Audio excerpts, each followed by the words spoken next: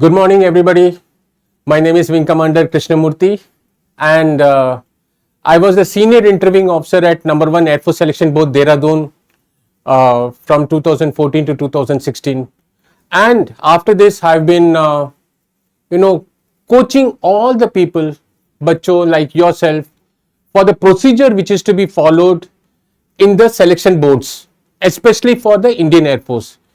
So, bachcho, today's class or today's lecture, I will be concentrating more on the selection procedure which is followed in the Indian Air Force, especially the Air Force selection boards.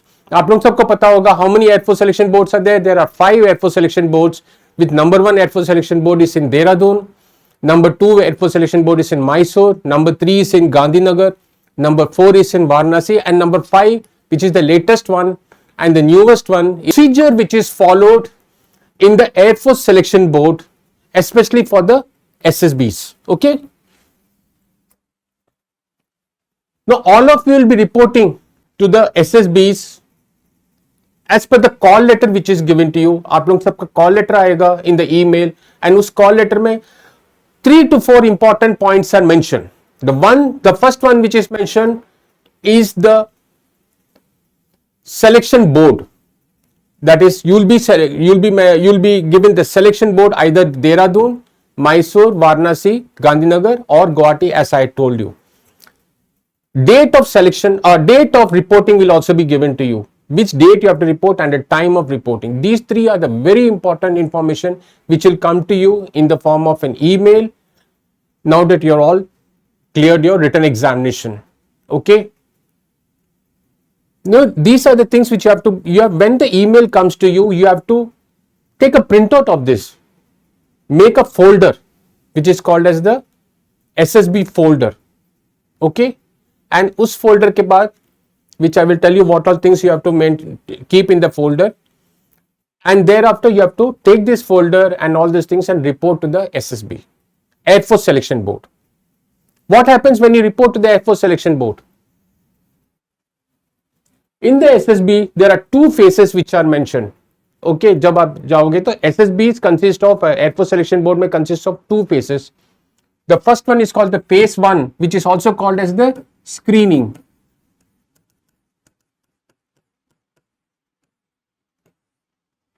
And the phase 2 is actually called as the main SSB.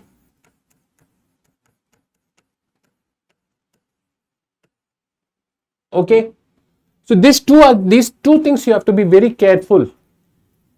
जैसे आप जाओगे SSB में enter करोगे, first and foremost when you report, okay, document checking होगा which I will cover letter on, and document checking के बाद face 1. Know why face 1 होता है? फेस 1 इज काफी सारे students come to the SSBs, especially the Air Force Selection Board, in the initial date of reporting में. तो इतने सारे students को personal selections नहीं हो पाता, but the SSB is limited manpower. So what they do is they carry out something called as an initial screening process. I'll be very surprised अगर मैं बताऊं कि screening process में the ratio of success rate is around 1:4 आजकल चल रहा है in the Air Force Selection Boards, and in some of the entries 1:5 भी चलता है. You have to be very careful now and take special interest in preparing yourself for the screening process. The screening consists of 2 important tests. The first one is called as the OIR, or we call it as Officer Intelligence Rating Test. This rating test is administered in 2 phases and consists of about 30 minutes, phase 1 and phase 2. ये return में होता है, very easy. इसमें non verbal, verbal वगैरह होता है, and it is actually called as an intelligence test. ये आपको प्रिपेयर कर सकते हो, there is no problem with this particular thing. Also I should tell you that screening test में क्या होता है, there is no marks given. It's only that either you have clear the test or you have not clear the test, that's all. No marks are given and no marks are told to you also. Candidates को सिर्फ इतना ही बताते हैं whether you have cleared or not cleared. Okay. Now, the second test which is administered in the AFSBs is called as the PPDT. picture perception and discussion test. Let me assure you that PPTT is the most important test which you have to prepare and practice. Prepare and practice. Without preparation and practice, ये नहीं हो पाता. This consists of 5 elements. I will tell you in brief what are the 5 elements which are there for this particular test. The first 2 elements are called as picture perception. इसमें क्या होता है? All the candidates who appear for the phase 1, सभी लोगों को एक room में बिठाया जाता है and you will be shown in a screen a very hazy sketch. Okay, you will be given 30 seconds to observe the sketch. After that, what will happen? You will given 1 minute in which in a answer sheet you are supposed to note down certain details. What are those details? You will be told you will be seeing some number of people who are there, then mood, age, gender. This you have to note down in a particular column, which is a box which is there. And then on the right hand side, you have to mention something called as the action of the story, or we call it as the theme, or the, what is the theme or the title of the story, which you have to imagine and then note down. And then you have to think of a story which revolves around a central character, or we call it as hero or heroine. Okay. And you have to mention or think of a story which is a little bit action oriented, a theme based story, a story in which the central character along with a group of his close friends or her close friends, or they are going to a particular place, or they are in a particular place. This has to be related to the action should be related to what you are seeing in the sketch. And thereafter,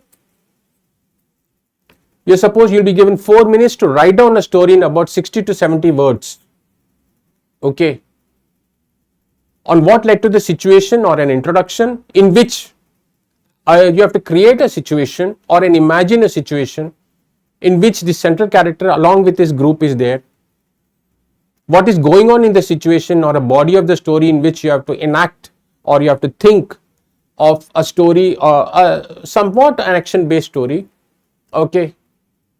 In which the action, something is happening, or some activity is happening in the picture or a story, and thereafter what is the likely outcome or conclusion. So ये story आपको बनाना है in about 60 to 70 words. Okay, write down about 3/4 of an A4 size sheet. इतना तो लिखना है. The most important thing which you have to bear in mind is the language, or the grammatical mistakes and errors नहीं होना चाहिए. These are things which are not accepted. Sentence construction should be perfect, and your imagination should be logical. The story should be logical. Okay, you should have some sort of a meaning in what you're writing, and thereafter you will be divided into groups of about 15 to 16. Okay, and taken to a discussion room. So this particular thing is basically divided into 2 parts: picture perception and discussion test. Now in this discussion room, all the 15 people will be sitting in a semicircular fashion with 3 examiners in front of them. Who are the 3 examiners? The 3 examiners are GTO, Psych and IO, interviewing officer. ये तीनों सामने का बैठे रहते हैं, and this group is sitting in a semicircular fashion with chest numbers, so that identity is also there. Now one by one, every candidate is supposed to narrate whatever story he or she has written in an extempore manner without looking. So काफी सारी चीजें आप लोगों को इस सब को पता होना चाहिए. Okay. Now one by one, everybody is supposed to narrate. There is a time which is given for narration. Generally Air Force selection boards में the time given is about 50, not more than 55 seconds in any way. So 45 to 50 seconds, sometimes 50. So it varies. It's not a clear cut thing. Different entries में भी vary करता है. Okay. So one by one, everybody is narrating till the last person. Once the last person finishes narration, the whole group has to involve themselves in a discussion for about The discussion is about 4 to 5 minutes, not more than 4 to 5 minutes in any way. So this is a leaderless discussion. This not a there is no leader in this. Everybody has to participate in the discussion and give meaningful inputs. So not only participation in discussion is there, but meaningful inputs has to be there, and you're supposed to involve yourself. Active participation should be there. Passive participation नहीं होना चाहिए. And after this discussion is over, the group will nominate one person who will now face the examiners and give the group story to the examiner on what the group has finally discussed and made a story.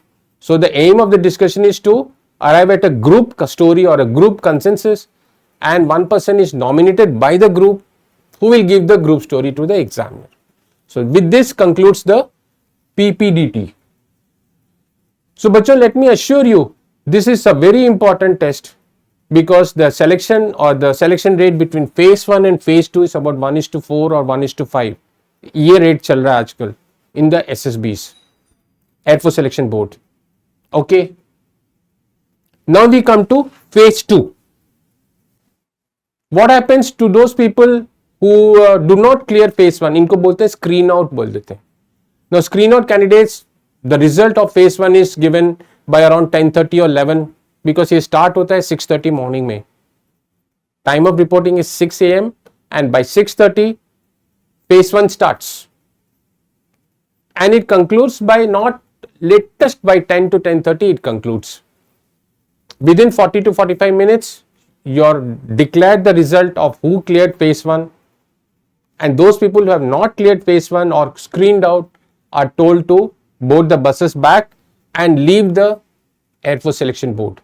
And those people who have cleared, they come to phase 2. Now when they come to phase 2, what are the things which happen in the phase 2? I will just tell you.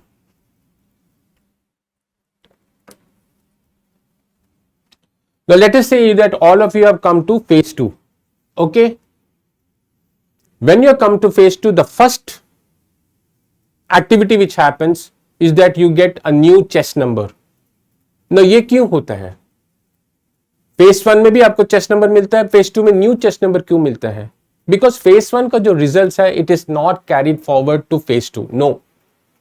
Phase 2 is a different test which starts a different आप लोगों को phase 2 में readmit होते हो. You are readmitted in phase 2. Okay. जब readmission होता है phase 2 में, तो phase 2 में everything starts new. तो उसके लिए आपको new chest numbers मिलता है. Chest number is an identity. It is a number which you are putting on top, and back में भी number होता है, and ये number से ही आपका भी identity होता है. आपका name से कोई अभी आप लोगों को बुलाएंगे नहीं. It will only by your chest number. ये follow होता है in the Air Force Selection Board. So along with the chest number, chest number भी there is a sequence in which it is given. The first few chest numbers are given to those people जो पहले बार first time Air Force Selection Board में आए हैं. They are called as freshers.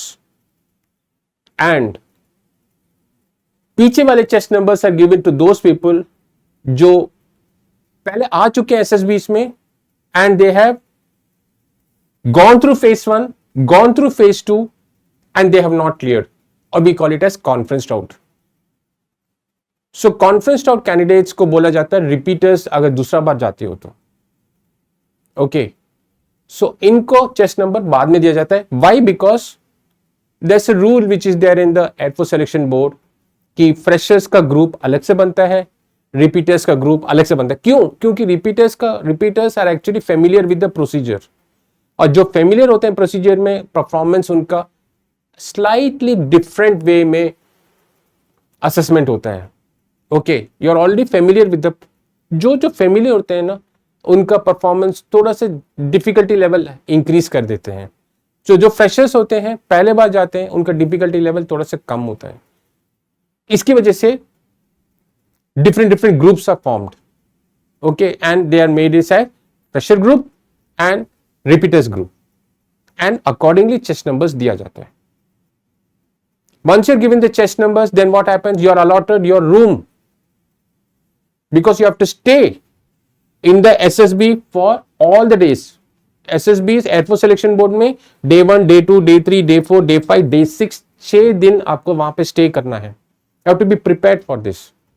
जब आप जा रहे हो तो air force selection board, you have to carry your luggage also. Okay, so you have to go prepared to stay for about 5 to 6 days. So आपका रूम अलॉट होता है. Now the room is allotted for one group. That is, suppose एक group में 7 या 8 बच्चे हैं, तो सारे के सारे 8 people will be put in one group, one room. So room is made in such a way that all the people are staying there. तो आपको आपके ग्रुप के साथ स्टे करना पड़ेगा, खाना खाना पड़ेगा, and do all the test with the group. ये देखा जाता है. Everybody, you are all going to the SSBs, so you should know what type of a testing procedure is also there, isn't it?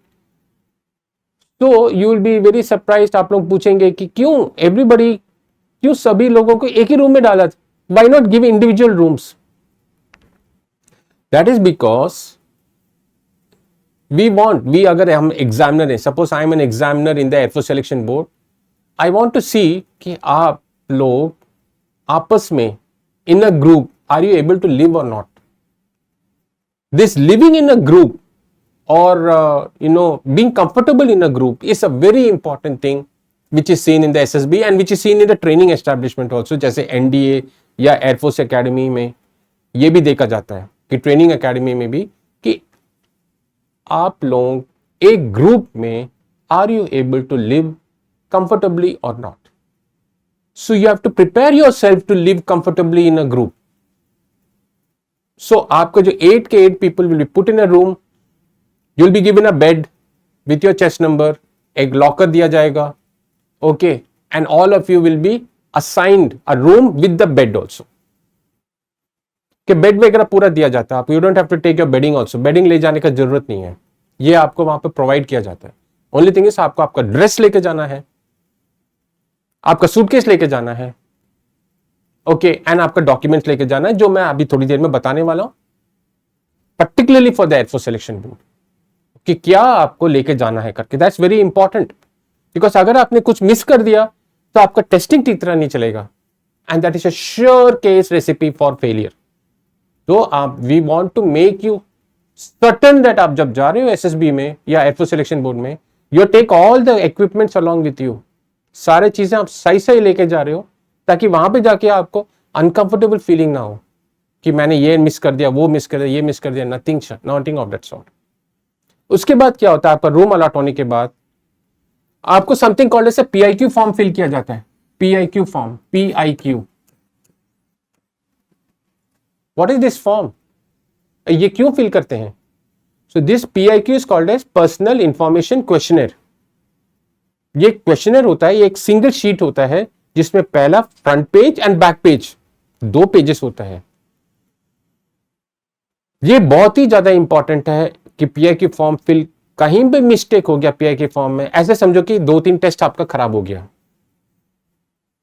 This is the reason why you are coming for the coaching. Because if you make a mistake, certain rejection हो जाता है, certain rejection.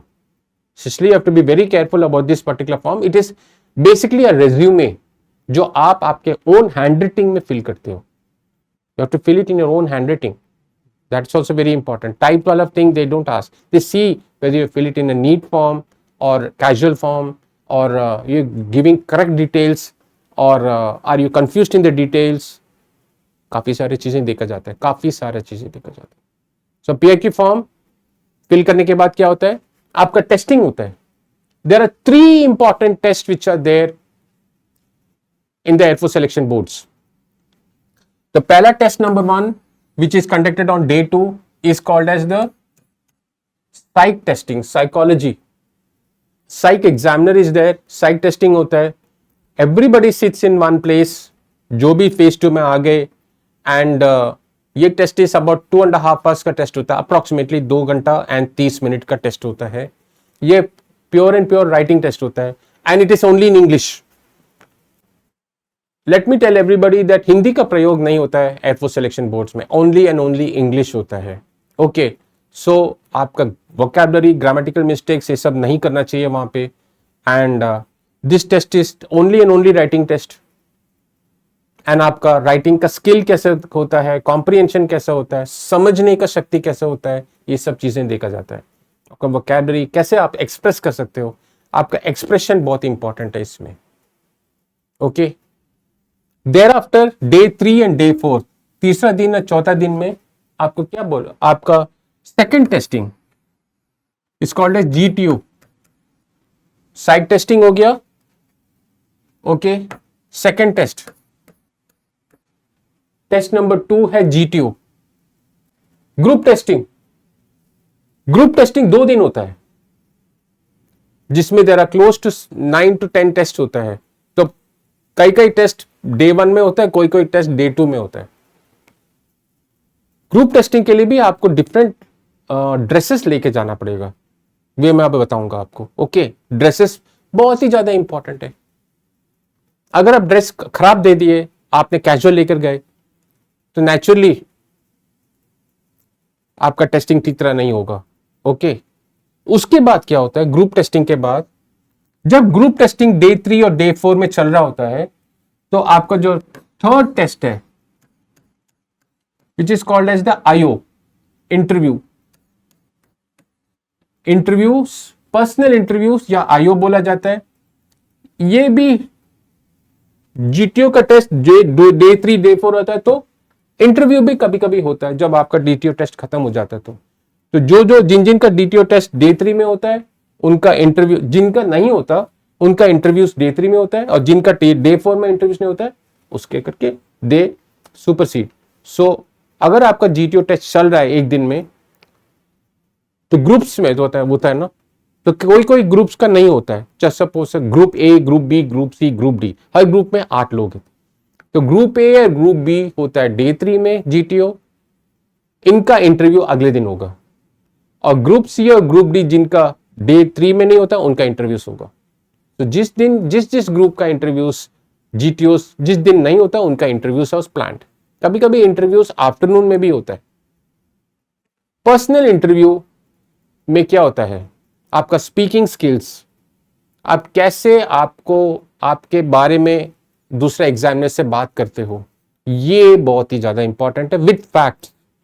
ये आपका देखा जाता है कि आपका कितना मैच्योरिटी लेवल है कि आप ऑफिसर बन सकते हो या आपको ट्रेन किया जा सकता है, ये देखा जाता है in the air force selection board. तो मैच्योरिटी लेवल देखा जाता है, आप कैसे आपके अपने बारे में एक्सप्रेस कर सकते हो विद करेक्ट फैक्ट्स, आपका अचीवमेंट्स कैसे हैं, आपने क्या क्या किया ड्यूरिंग योर स्कूलिंग डेज या during your college days, in the form of education, in the form of games, in the form of activities, आपका रीडिंग स्किल्स कैसा है, ये सब चीजें देखा जाता है। करंट अफेयर्स, आपका नॉलेज कितना है, ये भी देखा जाता है। तो बच्चों काफी सारा सीक्वेंस का होता है जो पर्सनल इंटरव्यू में देखा जाता है। So I was an interviewing officer in the air force selection board, and काफी टफ इंटरव्यूज होता है। तो इसके लिए आपको प्रॉपर प्रिपरेशन करना पड़ता है, प्रिपरेशन के साथ साथ प्रॉपर प्रैक्टिस करना पड़ता है, प्रैक्टिस के बाद आपको मॉक्स देना पड़ता है। सो प्रिपरेशन, प्रैक्टिस, परफॉर्मेंस, ये जो 3 पीस है of the air force selection board, ये आपको कोचिंग, ऑफलाइन कोचिंग में आके प्रैक्टिस करना ही पड़ेगा। अगर ये प्रॉपर प्रैक्टिस से प्रॉपर सीक्वेंस में करेंगे तो ये एश्योर्ड है कि आपका परफॉर्मेंस यहां पे बढ़िया से होगा। बट अगर आप प्रैक्टिस नहीं करोगे, आप सोचोगे कि हो जाएगा, तो ऑटोमेटिकली कुछ होता नहीं है। Never it happens. So automatically कभी भी नहीं करना चाहिए, you have to properly practice. So what are the 3 P's of the air force selection boards? First is preparation, proper sequence में प्रिपेयर करना है। PIQ से नीचे में for the interviews, PIQs are given for interviews also and for psych also. ये दोनों examination के लिए PIQ फॉर्म भर के देते हैं। प्रॉपर प्रैक्टिस, तो पहले सीखना है कि क्या टेस्टिंग है, उसके बाद प्रॉपर उसका डाटा गैदर करना है, आप उसको प्रॉपर प्रिपरेशन करना है बार बार, एंड उसके बाद लास्टली जाके मॉक्स देना है। मॉक्स में आपका परफॉर्मेंस किस लेवल तक गया है, ये आपको बताया जाता है। Whether it is coming to the level of the selection board, या उससे नीचे है या उससे ऊपर है। देयर आफ्टर सेल्फ इंट्रोस्पेक्शन होता है कि आप कहां पे इंप्रूवमेंट करना है आपको। Then you go back again, start preparing, again start practicing, then come again. ऐसे करके मॉक टेस्ट बार बार देने से क्या होता है, यू बिकम वेरी कॉन्फिडेंट। जैसे मैं आप लोग के सामने खड़ा हूं, am I not confident of talking to you? Do I don't I know what I am talking? मेरा मटेरियल देखिए कितना सारा क्लियरली बात कर रहा हूं आप लोग से। Similarly you also have to practice in the same way. There is no leewage given. Okay, there is no excuse. Defense में कभी भी excuse tolerate नहीं करते. So whatever you have prepared, you have to present it clearly. उसीलिए हम मॉक्स रखते हैं कि सिर्फ प्रिपरेशन से काम नहीं चलता है ना, प्रेजेंटेशन के लिए भी होना पड़ता है। ओके, एंड लास्ट में क्या होता है, लास्ट डे में कॉन्फ्रेंस होता है। कॉन्फ्रेंस किसके लिए होता है? Psych examiner, GT examiner and interview examiner, ये तीनों examiners and all other peoples of the air force selection board, ये सभी लोग गैदर होते हैं in the conference room. Candidate को दोबारा बुलाया जाता है वहां पे, एंड देन 2-3 स्मॉल क्वेश्चंस पूछा जाता है, एंड देन ये देखा जाता है कि जो जो कैंडिडेट्स का परफॉर्मेंस कैसे था इन ऑल द टेस्ट, हर टेस्ट का आपका परफॉर्मेंस को वहां पे इवैल्यूएट करते हैं और ये देखते हैं कि आपने सही ढंग से प्रिपेयर किया है, प्रॉपरली आपने समझ आया है आपको पूरा सीक्वेंस ऑफ द टेस्टिंग, आपने प्रेजेंटेशन प्रॉपरली किया है, हर टेस्ट का, एवरी सिंगल टेस्ट का प्रेजेंटेशन आपने सही ढंग से किया है कि नहीं किया है, ये सब देखा जाता है। एंड वंस ये असेसमेंट हो जाता है तो उसके बाद हर टेस्ट का मार्किंग सिस्टम होता है, एंड ये देखा जाता है कि आप मार्किंग सिस्टम से क्लियर हो रहे हो या नहीं क्लियर हो रहे हो। अगर क्लियर हो गए तो कॉन्फ्रेंस आपको रेकमेंड कर देती है, तो इसको बोलते हैं एसएसबी में रेकमेंड होना। अगर नहीं क्लियर होते तो आपको बोला जाता है कॉन्फ्रेंस आउट हो गए। तो मैंने थोड़ी देर पहले आप लोग सबको बताया था ड्रेस प्रोसीजर के लिए, तो आपको क्या क्या ड्रेस लेके जाना है एंड आपको इसके बाद क्या डॉक्यूमेंट्स लेके जाना है, ये भी मैं आपको अभी बताऊंगा। नाउ डॉक्यूमेंट्स,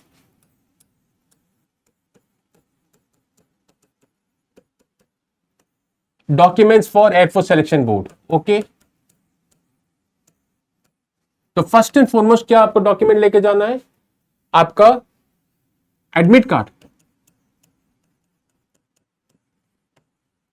एडमिट कार्ड, उसके बाद कॉल लेटर।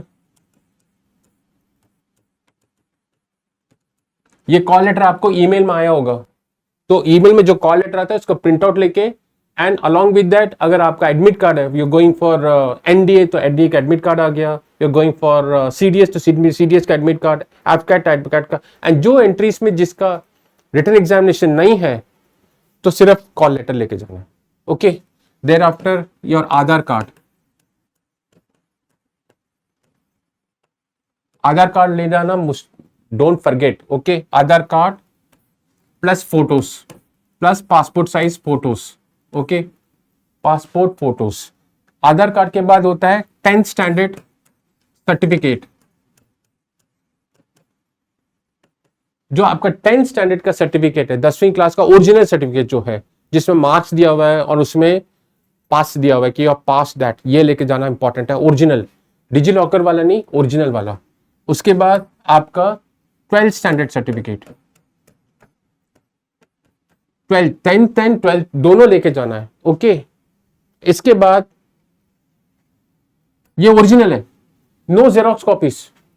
एसएसबी में कभी भी जेरोक्स कॉपीज लेके नहीं जाना, सारा ओरिजिनल डॉक्यूमेंट्स लेके जाना। आपको एक बनाना है डॉक्यूमेंट फोल्डर, डॉक्यूमेंट फोल्डर में ये सारा चीजें देखा जाता है। डॉक्यूमेंट फोल्डर के बाद एक इंडेमनिटी बॉन्ड है,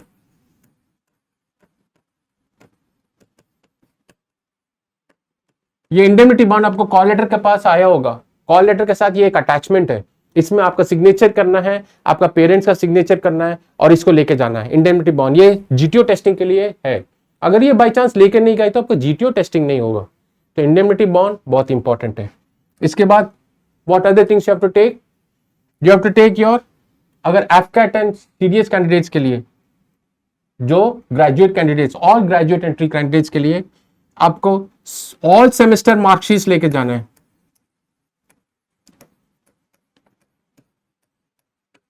ये ओरिजिनल है। ऑल सेमेस्टर मार्कशीट्स या ईयरली मार्कशीट्स या सेमेस्टर वाइज मार्कशीट जो भी आपको मिला जाता है, ये लेके जाना है ओरिजिनल में। Okay, original. ओके, इवन आपका बैकलॉग्स जो है उसका भी लेके जाना है। बैकलॉग्स कोई हो गया, किसी का हो गया एंड आपने दूसरा क्लियर किया तो बैकलॉग वाला एंड दूसरा जो क्लियर किया वो भी लेके जाना है। देन प्रोविजनल और original degree certificate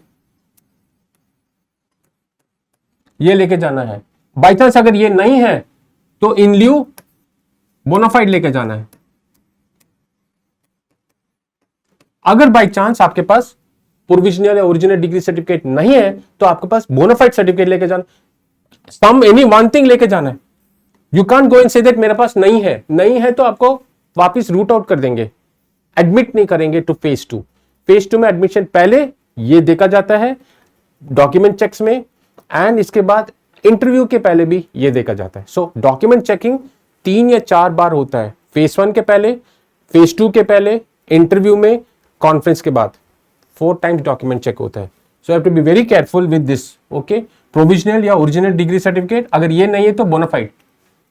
even those candidates who are appearing candidates and जिनके पास लास्ट सेमेस्टर मार्कशीट्स नहीं है तो उनके लिए भी बोनाफाइड सर्टिफिकेट लेके जाना है। अपीयरिंग के लिए भी बोनाफाइड सर्टिफिकेट लेके जाना है। ये इंस्ट्रक्शंस में दिया होता है कॉल लेटर में।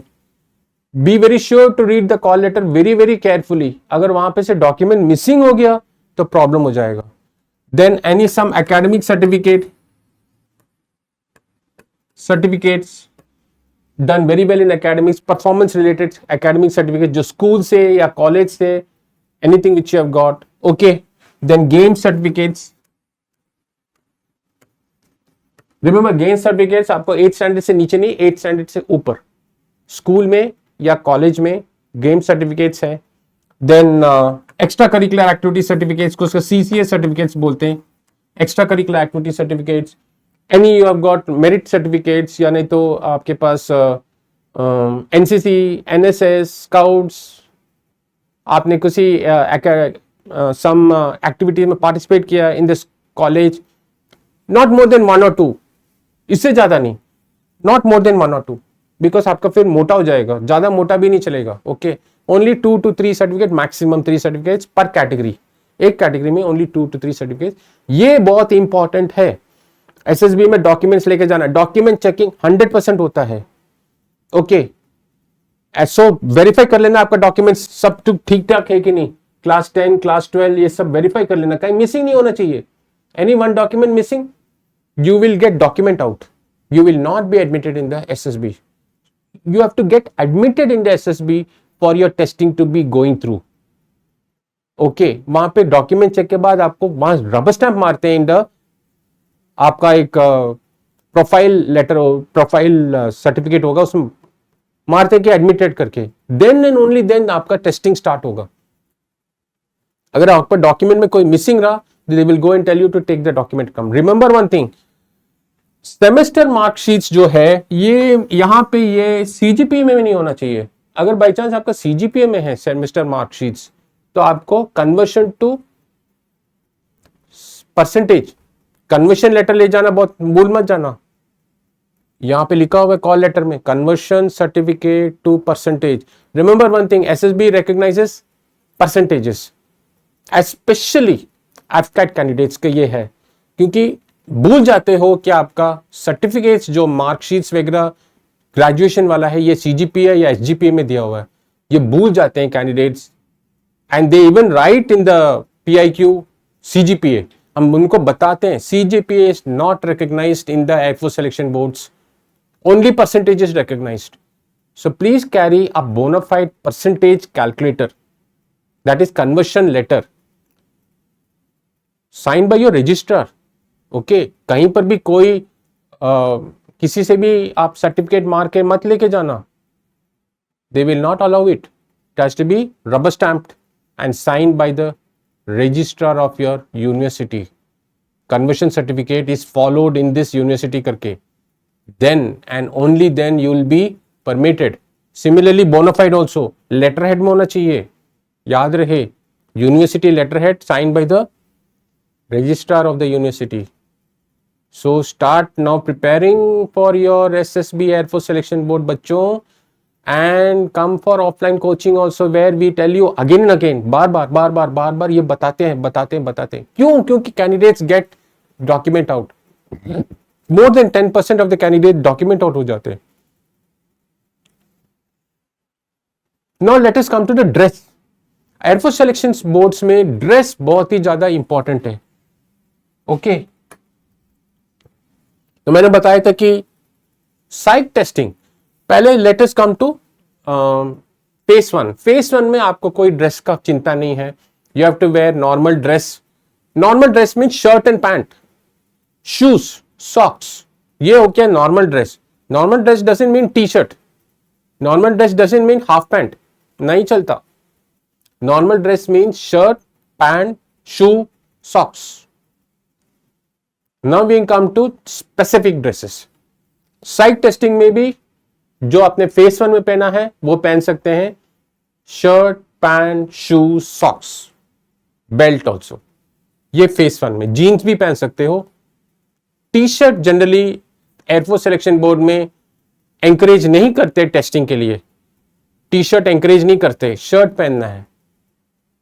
तो इसमें ध्यान रखना कि टी शर्ट जनरली एंकरेज नहीं करते, तो शर्ट खरीद लेना। जीन्स फेस वन के लिए अलाउ करते हैं एंड साइक टेस्टिंग के लिए अलाउ करते हैं। शू एंड सॉक्स, सॉक्स बड़ा वाला सॉक्स, ये क्वार्टर इंच वाला सॉक्स नहीं, क्वार्टर सॉक्स नहीं पहनना, प्रॉपर सॉक्स पहनना। ओके एंड शू पहनना। Now we come to interview, उसके बाद ग्रुप टेस्टिंग, उसके बाद इंटरव्यू रखते हैं। ग्रुप टेस्टिंग, ग्रुप टेस्टिंग में पीटी ड्रेस पहनना है। पीटी फिजिकल ट्रेनिंग ड्रेस बोलते हैं, पीटी का फुल फॉर्म है फिजिकल ट्रेनिंग। तो पीटी ड्रेस क्या हो गया अभी? पीटी ड्रेस के लिए बॉयज के लिए white T shirt half sleeve with collar, white T shirt half sleeve with collar and half white pant. Full pant भी पहन सकते हैं but half pant generally prefer करते हैं एयरफोर्स सिलेक्शन बोर्ड में। व्हाइट शूज, व्हाइट सॉक्स, ये जो white socks है ये नीस तक आना चाहिए, नीस घुटने तक आना चाहिए सॉक्स, नीस बोलते हैं। Okay white shoes, half pant, no belt, GTO में no belt. Girls white T shirt half sleeve, okay white full pant, white shoes, white socks. GTO में girls should not wear any rings, no rings allowed, no watches allowed, no religious threads allowed, no necklaces allowed, no jewellery allowed, no lipstick allowed, no earrings, no lipstick, no jewellery in any form allowed GTO dress में। Okay because ये physical training है, have to do a little bit of physical things. Then we come to interview, personal interview. Boys, white full sleeve shirt, white full sleeve shirt पहनना है,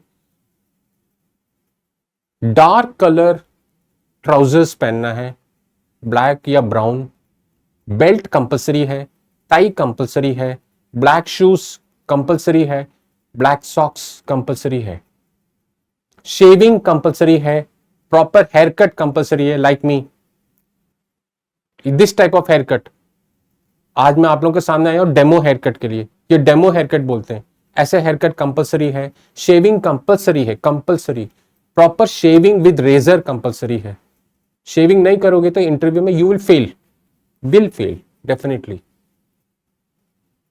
girls hairs, बाल properly comb करके bun में डालना है पीछे में, loose hair not allowed, no jewellery allowed in any form, no watches allowed, white या नहीं तो light colour full sleeve shirt, dark trousers, belt and tie compulsory, black shoes compulsory, black socks compulsory. ये हो गया western formals for girls.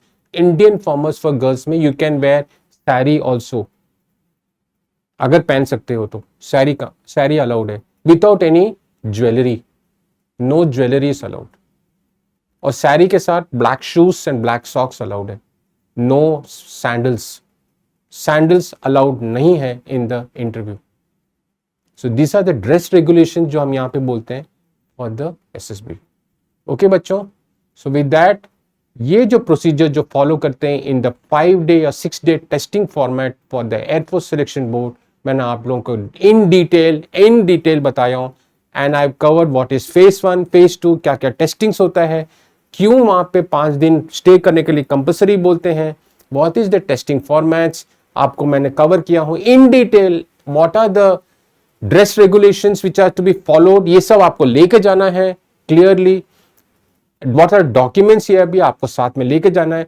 तो बच्चों preparation for the services selection board interviews और air force selection boards के लिए काफी दिनों से करना पड़ता है। ओवरनाइट जाके आप टेस्टिंग नहीं दे सकते हो, ये काफी इंपॉर्टेंट है और काफी प्रिपरेशन इसमें करना पड़ता है। तो ये we welcome you to come to the coaching centre, और मैं आप लोगों को डिटेल में बताऊंगा, ये डेमोन्स्ट्रेशन भी करते हैं एंड आपको यहाँ पे मॉक टेस्टिंग के लिए ऐसे ही ड्रेस पहन के आपको टेस्टिंग करवाते हैं ताकि आप कंफर्टेबल रह सकते हो। जब आप जाओगे वहां पे तो आपको अनकंफर्टेबल फीलिंग नहीं हो सकती। ओके बच्चों, so with that I conclude, thank you very much, जय हिंद।